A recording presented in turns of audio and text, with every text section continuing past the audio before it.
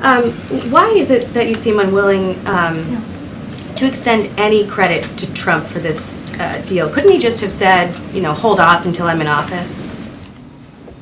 What I will say is that what we know to be true, what we know this process, how it has moved over the past 8 months, this is a deal that happened under the framework that this president put forward and was endorsed by the world. And this is also an administration that has had certainly the support, the back of Israel that helped denigrate Hamas, their military severely, weaken them. And we created, because of also doing that, we created the conditions for this deal. That is what has happened over the last 8 months. And we have talked closely, worked closely, coordinated closely with the incoming administration, and that is how we've been able to get to this point.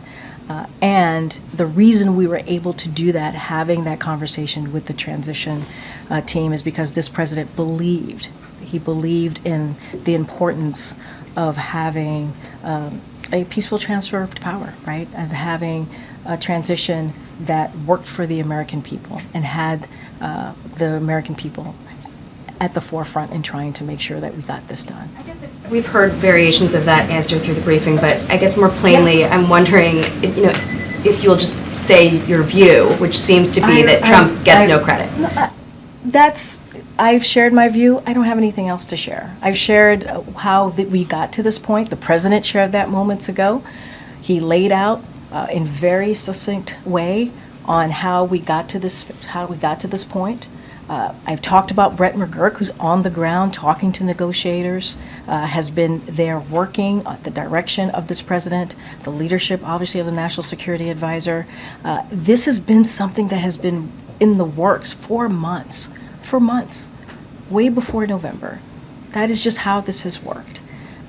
I'm not here to talk about the transition. I'm not here to talk about who gets credit, not get credit. I'm here to talk about what this president has been able to do.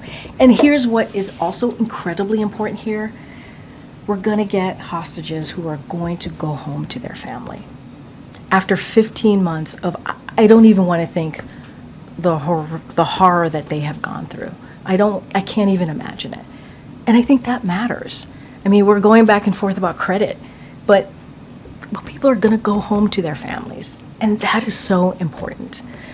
And hopefully the phases will continue and we'll get to an end of war here. And that is important. And let's not forget, increase that humanitarian aid into Gaza, because there are people there who need that aid and the assistance.